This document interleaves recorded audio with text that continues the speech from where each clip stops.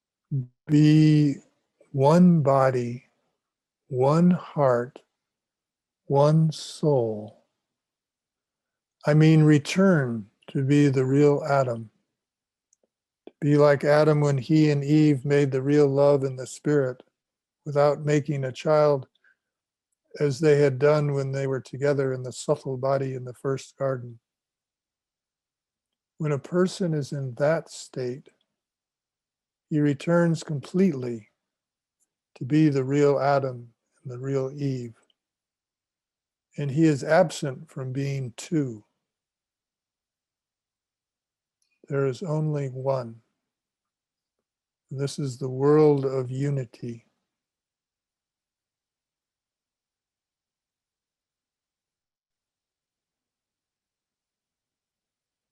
Eve is the real shadow for Adam. This means she is inside him and with him always, so you cannot say either he or she.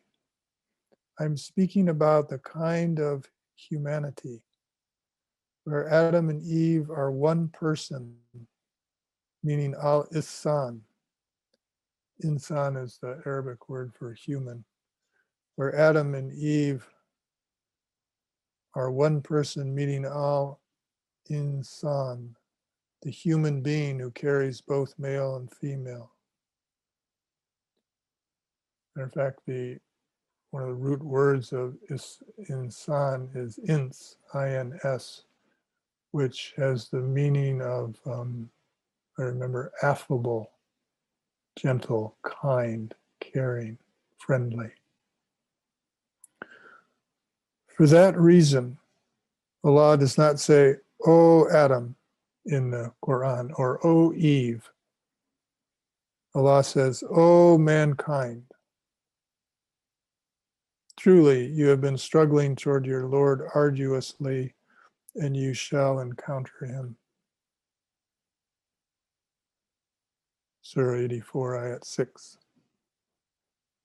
O human being, Allah created you to carry him and to contain everything he has. You are the complete image of Allah. He gives you all his love so you can continue through this love to know him. When you know him, you continue from where you are through your knowing, through the knowing, to return to where you came from.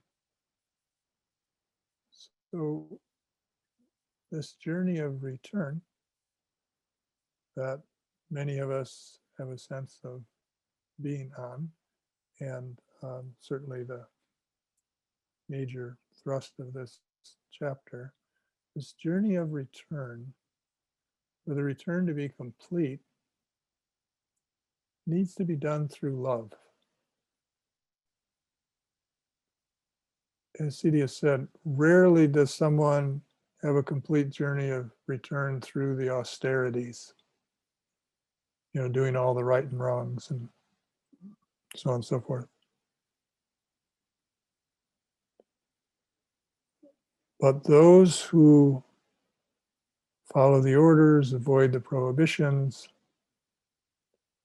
do the extra obligatory acts of worship, is how it's translated. Many, many of those people arrive. But it's through love that many, many people arrive.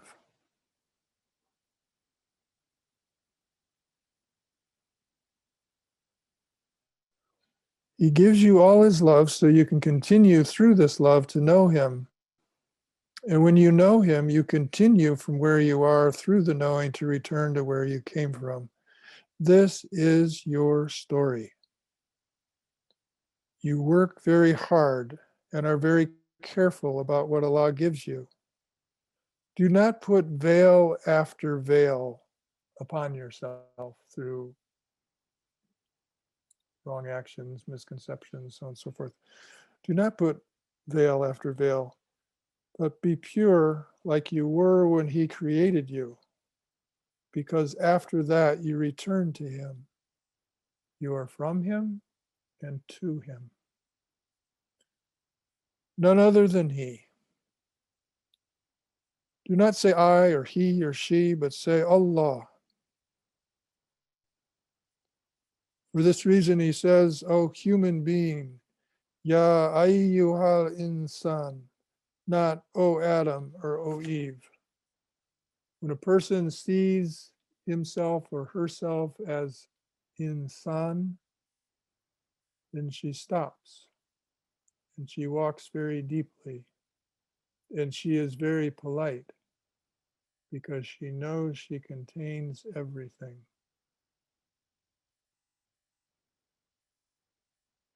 The guide of the light speaks directly to the hearts. My beloveds, you are the picture of my Lord.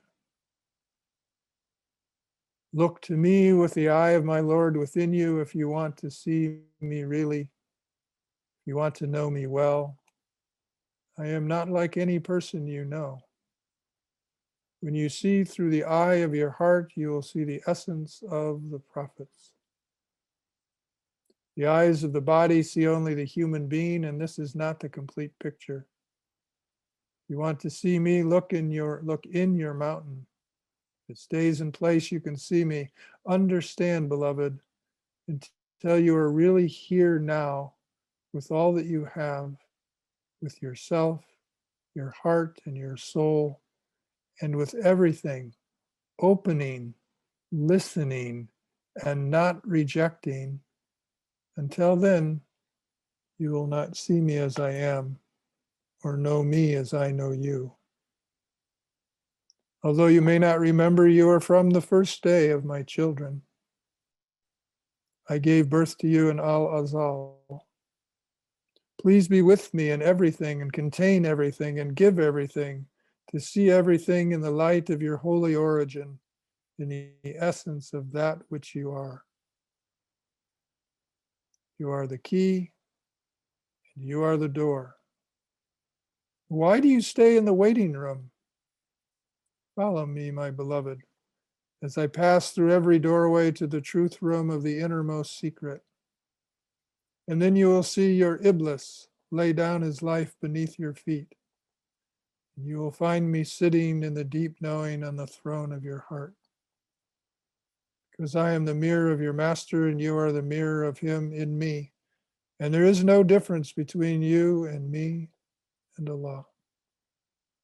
If you want to understand what I mean, give me your ear and take care not to hear any other voice, only the voice of your beloved. Because your beloved Allah wants to make a holy marriage with you when he sends the word to your ear. This word is the first word, and from this word everything came to be, because this word is truly the firstborn of all creation. I'm speaking about the holy word kun, be. When you hear you are born to be the holy child from the word, you know what I speak of as the holy child? This is the first light in the world of Al-Azal.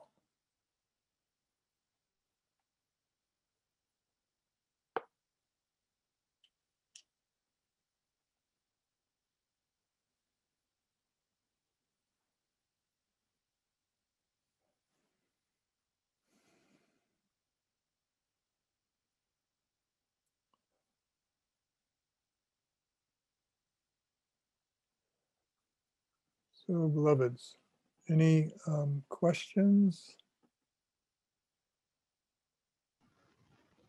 reflections? Delilah, yes. Halima has her hand up. Halima Gibson? Which Halima? Halima Gibson, yes. Can you unmute, beloved? Assalamu alaikum. Wa alaikum salam rahmatullah barakatuh.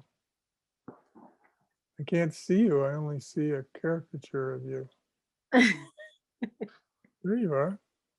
Are you in England or in the United States, or where are you?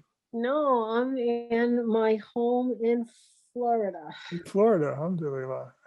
I need a GPS tracker on you sometimes. Alhamdulillah. Good to see you. Good to see you too. Just drinking all this in, don't really have anything to say. You drunk in the tavern? No, my soul and my spirit from this teaching, Wadude. That's what, well, that's from Rumi. You must listen with a deep ear. When Way Allah introduced me to sort of the tasting of Sufism was, I was in a workshop and I thought it was a humanistic psychology workshop and it was led by a physician, and some of you know the story, and she said, let's take a break and we're going to go out and whirl. And did I tell you that story, Alima? Not sure if I did. So she said, So. he said, you're going to go out and whirl. And I said, look, lady, I said, what's whirling? And she said, whirling is what you did when you were a kid. You'd go outside and just whirl around and around. And I said, look, lady, when I was a kid, I did football and baseball and ice hockey. I didn't whirl. She said, try it. I tried it. I was immediately in the music of the spheres. It was amazing. I don't know how to describe it. It's just like abstract sound. And after 15 minutes, they all went back inside to continue the workshop. And this was outside. And I think I kept whirling for an hour. And it was at that moment I knew what Rumi meant when he said, we came home drunk from the tavern. I was very drunk. She said, oh, if you like that, you'll like this workshop on Sufism that's coming up. So I said, sign me up. What an introduction. Yeah, well, Allah put me in Sufism, so I'm very grateful. I wouldn't have been nearly smart enough to have made the choice myself, that's for sure. Alhamdulillah. So, yeah, questions, reflections? I mean, This is Mahaba. hi, Mahaba. Hi, Assalamu alaikum. Wa alaikum salam, rahmatullah. Mine isn't so much a question, but I'm feeling quite sad and have been on and off for days about my heart being quite closed about love and relationships and being with a beloved male. And when I read, or you read tonight, about how the woman holds everything, is everything, and how my interpretation or what I'm getting is that the woman is just, we're all holy, but the woman just has so much love to give and is beautiful and precious and like everyone, but particularly the woman. And then why has it been so much prejudice against women for eons, and such hardship for women and pain and separation and Well, because men are buttholes, but that's probably not the. Probably not. I know you can't answer. Then, no, well, I can answer that. Sure, I can answer that. What you just did. Yeah, what's the matter with that? Is there anything you didn't understand about that?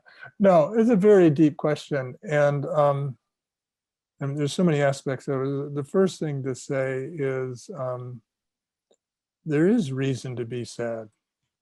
I mean, there's so many reasons to be sad. But I mean, just looking at what this earth was 1,000 years ago and the beauty of it and the self-management of it, and it's stunning. And, you know, we're killing it. So that's just sort of one aspect of it. And there's sadness because we don't know who we are. So, I mean, that goes directly to if, I mean, that's a big thing, to know yourself as the love and to know yourself containing everything. And, you know, I haven't been given that portfolio because I'm a man.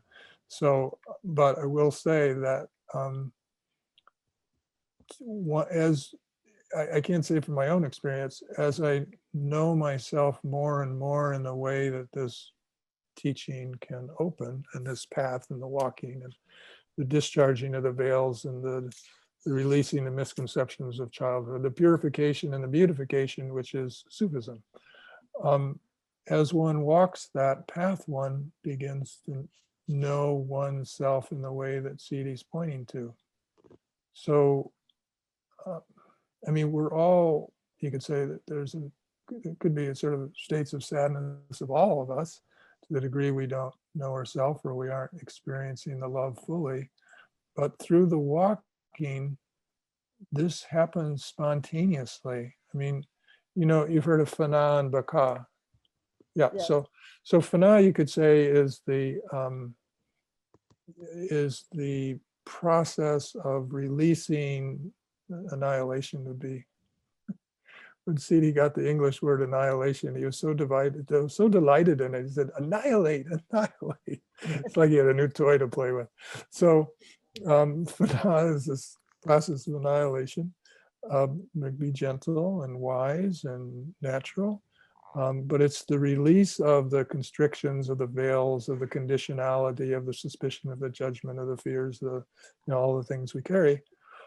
And what that's replaced by spontaneously is more of the lights of Allah, which is a baka. It's like one begins to increasingly experience that one's subsistence is really from, by, through, and for Allah.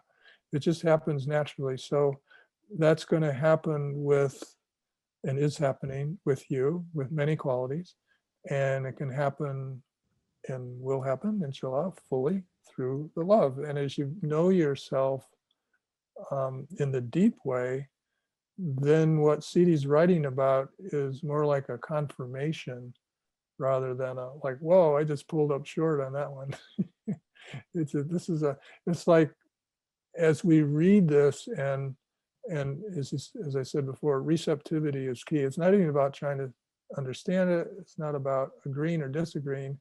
This is like being receptive to it. And as we're all receptive to it, we're receiving light that we're not even aware of, but these are seeds that blossom. They blossom through purification and they blossom through beautification. So that's kind of on the individual level. Then on the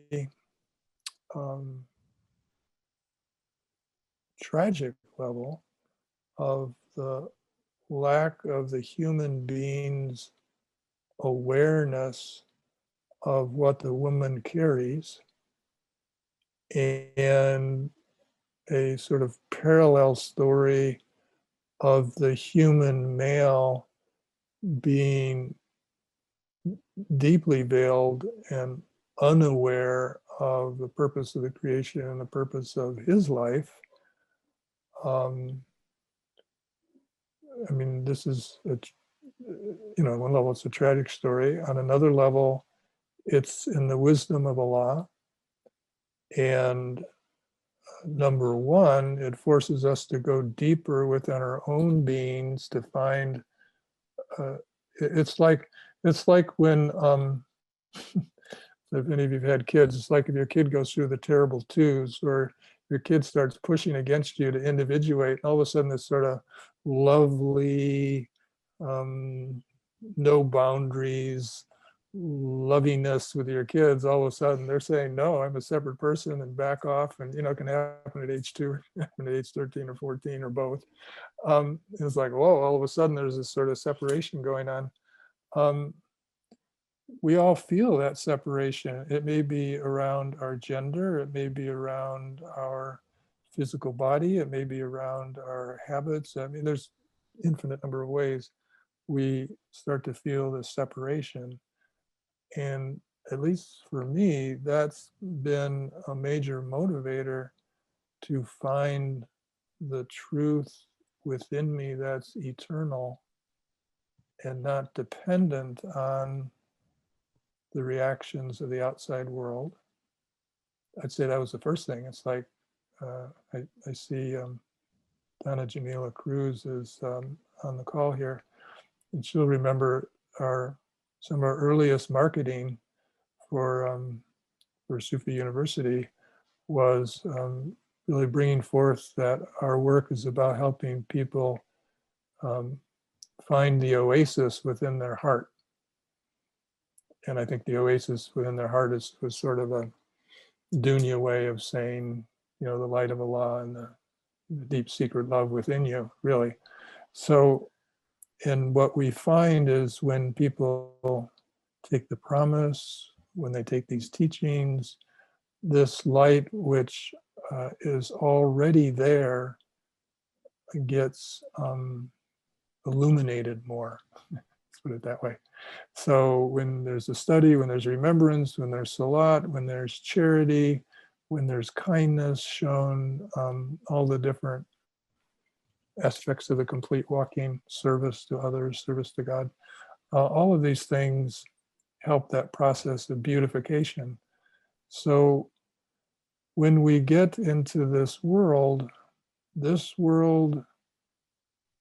is rough and it's full of suffering, and nobody goes through it without suffering. Nobody. As I said before, some people with suffering I can't even imagine, and I can't explain, you know, the purpose of all that suffering. But I know some of that suffering comes because of our own shortcomings, that we don't care for each other, that we move with the nafs, that we're moving away from just basic teachings of being human beings, this quality of ins, this quality of affability, kindness, gentleness, politeness. We're obviously so far away from that. But again, these are all signs, motivators for people to, you know, look at what are we doing wrong. And a lot of that wrong is on how women are seen and treated and mistreated. Some people have said, if you look at the United States and our policies, you'd think we were waging war on children. So it's not even just women, it's children that we've lost our way on. So on a lighter note, the Mars lander landed today. And I don't know if you've noticed that, but it's really amazing how many women engineers are leading major teams in that scientific exploration. I mean, at least 3/4 of the ones I've seen are women. We've never seen that 25 years ago. Well, that's good. That's good news. Didn't read that. I hadn't read that. Well, I saw the interviews with them, and it's like, and it goes to this teaching, because not to objectify or stereotype, but you could tell what I witnessed was the women brought the scientific expertise, but they brought a quality of heart, which is, I mean, there's some amazing men and good men that were leading teams, and I don't got any objections to them. But when you look at them with the eye of, you know, with the inner eye, it's like, wow, what a amazing presence. And, you know, it wasn't just engineers doing their thing. It was like, there's a sort of a beauty to it. And I thought, wow, I'm not an engineer and I don't know what it's like to be led by women engineers versus male engineers. But in terms of the teaching, you could actually see that there is, for me, you could see what sort of octaves of this teaching. Anyway, if it can happen at NASA, it can happen anywhere. Thank you. That's a wonderful story. Wonderful response. Thank you. Hope it was helpful. It's multidimensional. This really is. This is an incredible teaching. And if you, like I said, it's, I think you'll get the most mileage out of it if you just to receive what's ever there for you. I'm speaking to everybody now. And I mean, there's a deep teaching around for women to know who you are in truth. It doesn't let men off the hook. But, you know, all I can say is when I think Sidi would agree, when you look into the heart of the woman, I don't mean that objectively, but when you look into the heart of the woman deeply, it's just different than the heart of the man. It gets love, it gets spirituality more naturally, it gets kindness, unity, community. It's just obvious. It's just obvious. And that's not easy to carry, Right. But but sometimes alhamdulillah.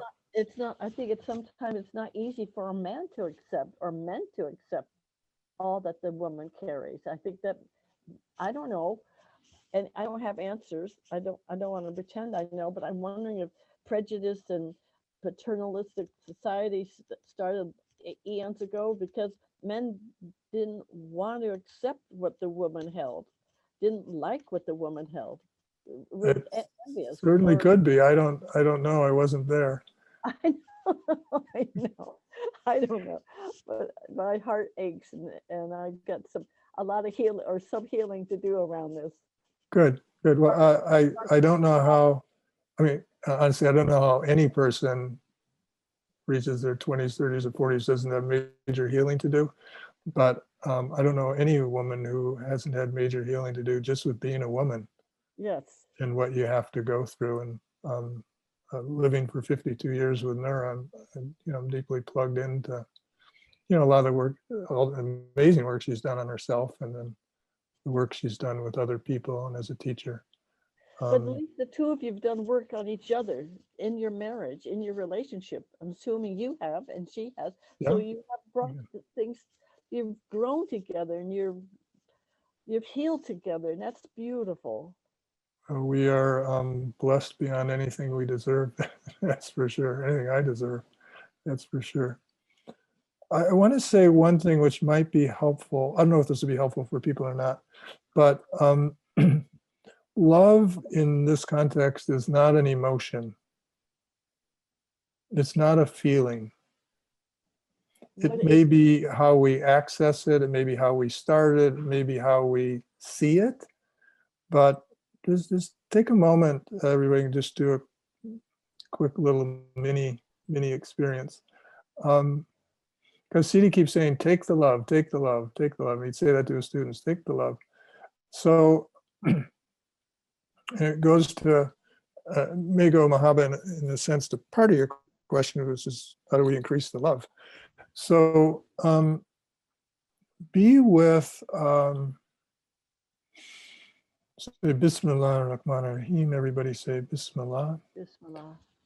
Bismillah. And just let yourself be present to anything that you love in its creation. It could be another person, it could be a flower, it could be a location, it could be a person alive, person dead. Just be present to the love that you have of this, I'll call it object.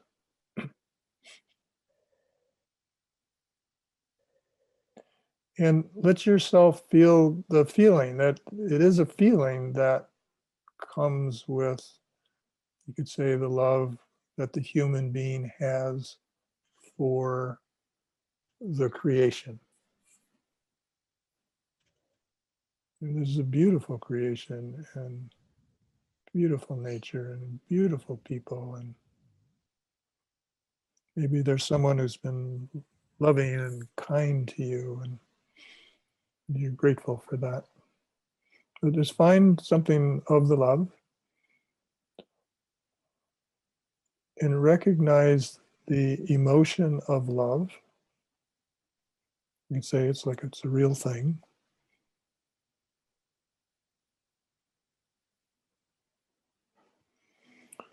But then say the name Allah, Allah, Allah. And look for the quality of love or the light of love that comes through that person. And when it comes through the person, you experience it as love and you experience it that I love that person or I love that thing. But from a Gnostic point of view, this happens because of the wavelength of the quality of love. Wadude might be one of them that comes through you. So, and it's okay to use your imagination here. Imagination is a language that bridges between sort of the physical world and the world of the spirit. So let your meditation and reflection on the love give you a sense of this radiation that comes through the object. Maybe the object changes, the vibration changes, or maybe it's just that love light just comes right through the person and impacts you, and then you're in the state of love. But look behind the object. That's really the message here. Look behind the object.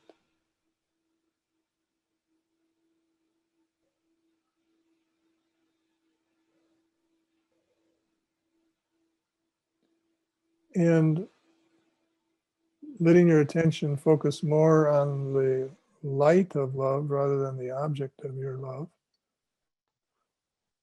Let yourself be receptive to that, to drink to that, to literally breathe it in, to inhale it in, to let yourself be nourished by it.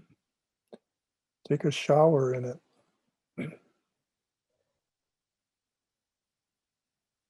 And get to know it as a quality of Allah, but free it up from the object that you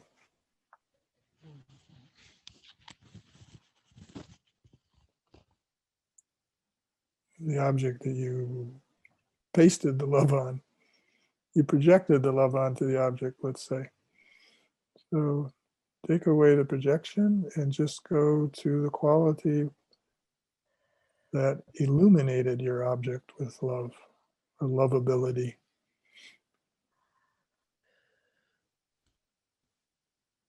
And to do that, you want to drop back sort of deeper and deeper into your heart.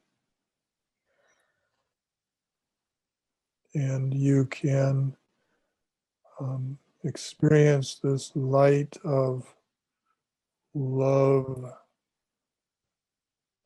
that's behind the object. You can begin to experience your heart sort of receiving and drinking that light directly, and even perhaps your heart quickening with the light of love. Allah. Just periodically saying the name Allah.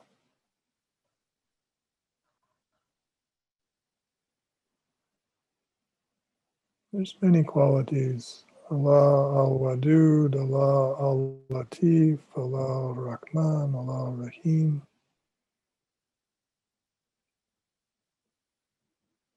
Allah al-Nur, Allah Shafi, Allah Razak. There's infinite number of ways that lights that can come in that we experience as love.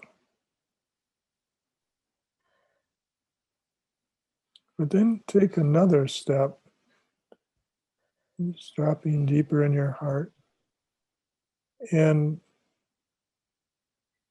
just imagine that all of this sort of light of love comes from a source. The source we call Allah, the source of love and peace and mercy and unity and goodness, kindness. So the quality of love is a veil. The object of your love is a veil. The quality of love is a veil. So you go behind the quality to be with Allah,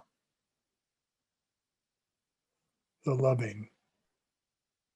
But it's even beyond that, just to be with Allah. To know that Allah is the one who generates that light that you eventually experienced as something you loved.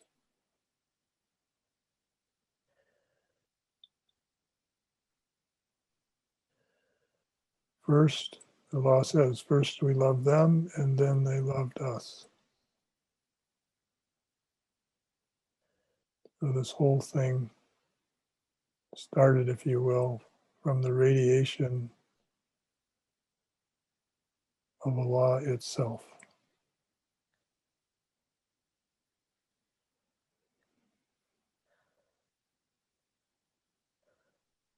So continue to take the love. It's all there for you, either through the quality of the light, quality of the light of love, or behind that, just you could say the reality of Allah itself.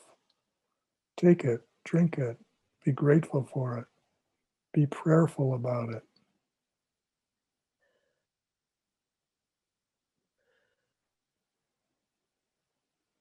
Give your heart's thirst permission to drink. Ask Allah to come to know yourself as the love. To know yourself as the love. That's not saying, let me be a loving person. This is beyond that. Allah, help me to be the love.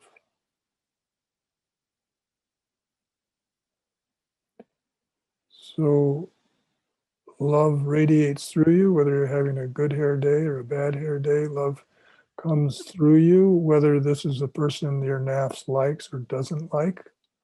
All of that, not so important. Then you're in the freedom of love, the freedom even deeper of Allah. You take the love and you experience that, you could say experience baka, you experience that this love is your sustenance. It's what you subsist on. It's what runs the entire universe.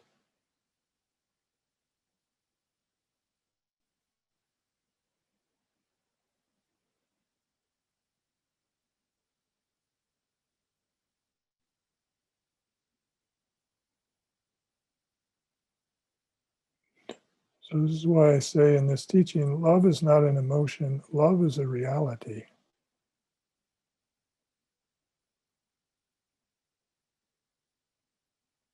It's a divine reality that's hidden. It's hidden from you until it isn't. And when it's no longer hidden from you, it's the reality of who you are and who Allah is. She who knows herself knows her Lord.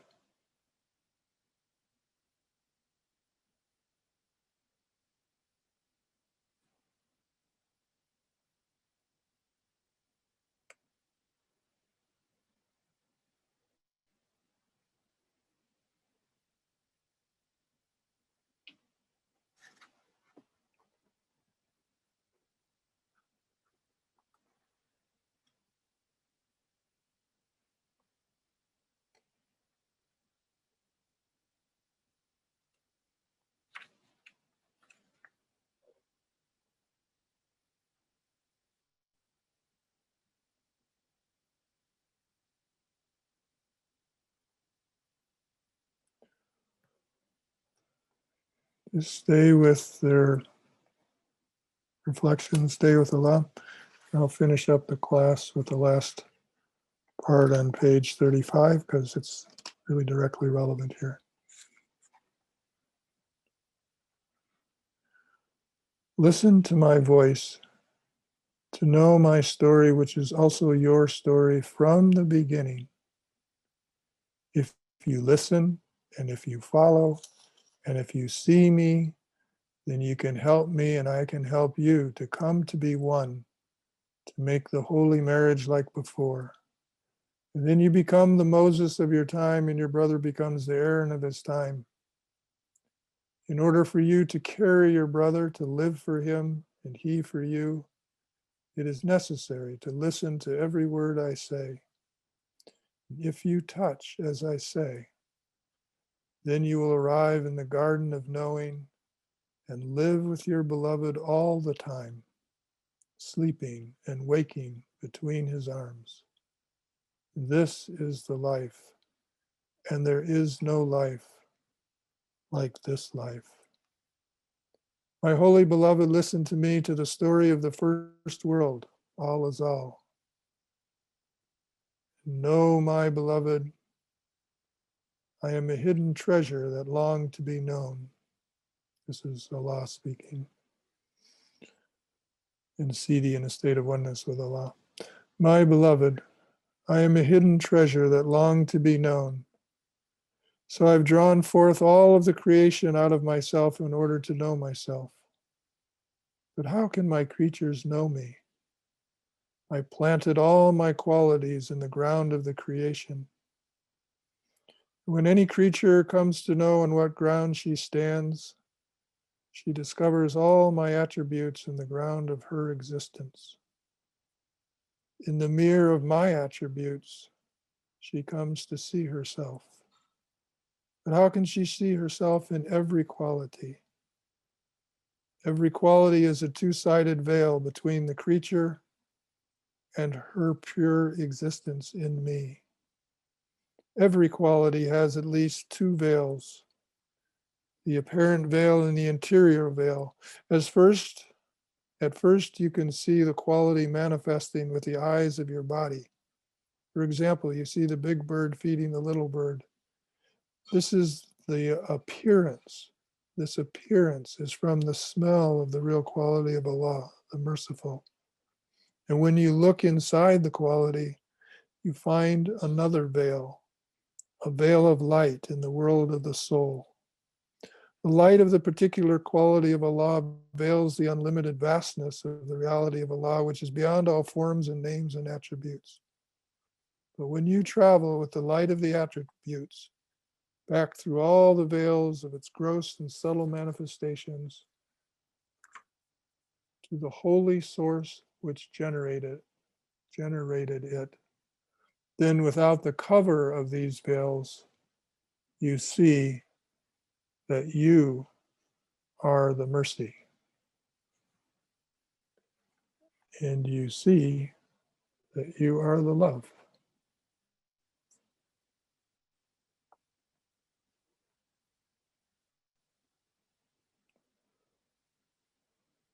Alhamdulillah, brothers, sisters, we're at time. Anything that is of the truth and truly beneficial is from Allah. Everything else is from myself, for which I apologize. A'udhu billahi minash shaitanir rajim. Bismillahir rahmanir rahim. Alhamdulillahi rabbil alameen. Ar-Rahmanir Rahim. Maliki yawmiddin. Iyyaka na'budu wa iyyaka nasta'in. Ihdina siratal mustaqim. Siratal ladina an'amta alayhim. Ghayril maghdubi alayhim. Waladdallin. Amin. Amin. Assalamu alaikum rahmatullahi wa barakatuh.